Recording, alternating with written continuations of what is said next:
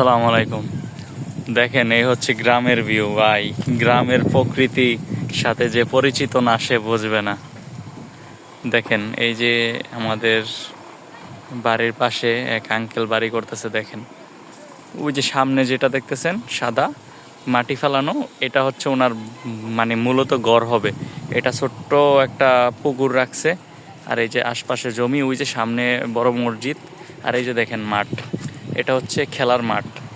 ঠিক আছে। আর ওই পিছনে আশপাশে যা দেখতেছেন সব হচ্ছে চক, যেটা আমরা বিল বলে পরিচিত, কোনো কোনো বাসায় চক বলে পরিচিত, কোনো এলাকায় পাথর বলে পরিচিত।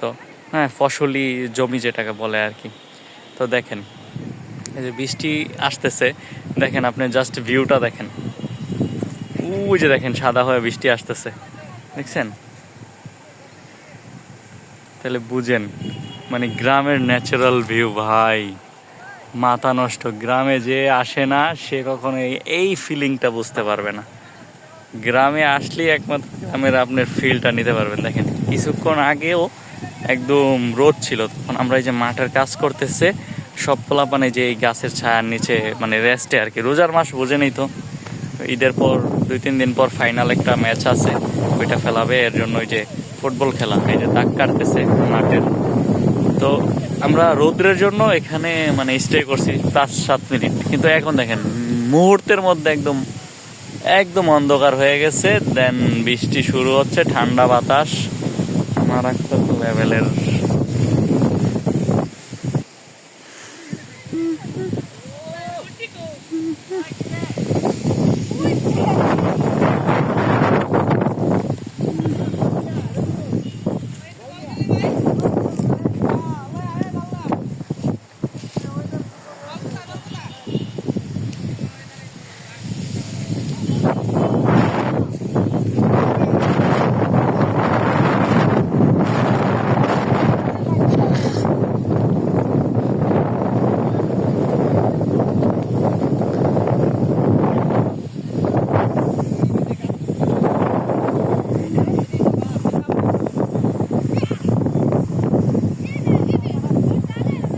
একদম অন্ধকার হয়ে গেছে, মানে ক্যামেরাও আসতেছে না, ক্যামেরা লাইট আসতেছে না, মানে একদম ফুল অন্ধকার।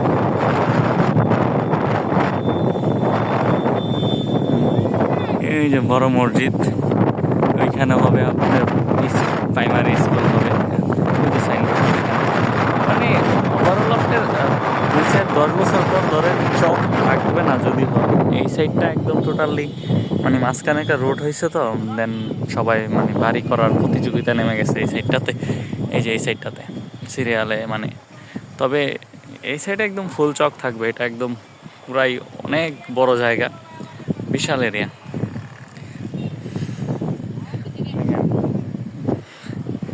এই সাইডে ক্যামেরা ধরতে পারতেছে না, এত অন্ধকার।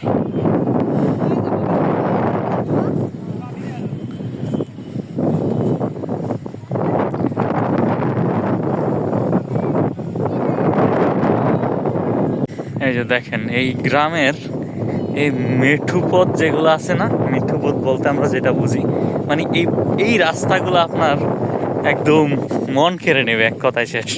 এই যে মাঝখানে ধরেন এই যে জমির মাঝখান দিয়ে আপনি হেঁটে যাবেন। এই যে আমি হাঁটতেছি, এটাতে ফসল নাই যদিও, তার জন্য হাঁটতেছি, মানে আমি রাস্তায় উঠবো আর কি, শর্টকাট। এই রাস্তাগুলা, এই মেঠু পথগুলা, এগুলো আপনার মনে করেন একদম মন জোড়ায় ফেলবে। আর বাতাস দেখেন, তার মধ্যে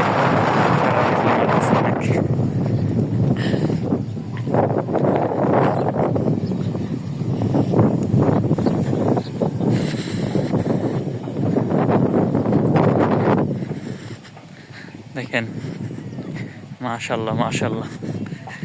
মানে ফসল নাই মাঠে, মাঠে ফসল নাই দেখেন, তারপরেও মানে জাস্ট আপনার ভিউটা দেখেন। আর যখন ফসল থাকে, বিশেষ করে ধান বা আপনার সরিষা, গম, এগুলো যখন থাকে তখন তো মনে করেন যে আরও একদম অস্থির ভিউ দেখা যায়। এই যে বেশি দিন না, হয়তো 15-20 দিন পরেই এগুলো একদম সবুজে শ্যামল দেখবেন। একদম ধানের জন্য মানে একদম টইটম্বর থাকবে আপনার ফসলি জমি। ধান মানে শুরু থেকে ধানের যখন একদম ছোট্ট আলি যেটাকে বলে আর কি, যেটা লাগানো হবে তখন দেখবেন একরকম একদম সবুজ, আর যখন ধান মানে পাকবে তখন দেখবেন একদম লাল হলুদ হয়ে থাকবে, লাল হলুদ। এই যে দেখেন এখনো মানে এখনো অন্ধকার হয়ে আছে, দেখছেন সূর্য উঠতে পারতেছে না, কিন্তু বৃষ্টি হয় নাই। মানে যে লেভেলের অন্ধকার হয়েছিল মনে হচ্ছে যে এখনই বৃষ্টি আসবে। এই যে মাথার উপরে এখনো এই যে বৃষ্টি, এই যে মেঘ মেঘ ঘুরতেছে, ঠিক আছে, বৃষ্টি আসে না। মনে হচ্ছে যে ঝড় বৃষ্টি হওয়ার সম্ভাবনা ছিল, কিন্তু এই যে এখন মেঘগুলা ঘুরতেছে, মনে হচ্ছে যে মাথার উপর থেকে আস্তে আস্তে মানে ওই যে চলে যাচ্ছে ওইদিকে।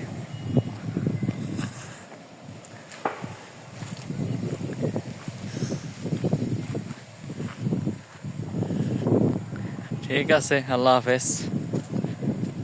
বৃষ্টি তো আসলো না, 5-10 মিনিটের মধ্যে একদম এত ঠান্ডা হইছে, একদম অস্থির ঠান্ডা শরীর। মানে কতক্ষণ আগেও যা রোদ ছিল এখন একদমই নাই, একদম রোদ তো নাই, দেন একদম হাত পা সব ঠান্ডা হয়ে গেছে। আর বাতাস, মানে বাতাসের অবস্থা তো বইলা লাভই নাই।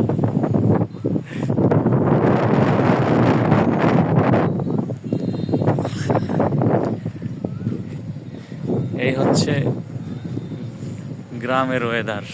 গ্রামে না আসলে গ্রামের ওয়েদার উপভোগ করা যায় না। ঢাকা এই যে জঞ্জাল শহরে থেকে আপনি এই ফিলিং পাবেন না ভাই। মানে মুহূর্তের মধ্যে একদম শীতল হয়ে গেছে পুরা, মনে হচ্ছে পুরা গ্রাম কি গ্রাম শীতল, একদম ঠান্ডা বাতাস। মানে বলে বোঝানো যাবে না যে এত পরিমাণ ভালো লাগতেছে এই মানে জমির বা চকের মাঝখানে, একদম মারাত্মক লেভেলের। মানে রোজা রাখছি সকালবেলা, খুবই রৌদ্রেরই মাঠে আসছি, দেখলাম যে খুবই খারাপ লাগতেছে, তো ভাবলাম একটু ঠান্ডা একটু গাছের নিচে বসি, কিন্তু মুহূর্তের মধ্যে একদম এত ঠান্ডা, মানে ভাষায় প্রকাশ করার মতো না যে এত ঠান্ডা বাতাস।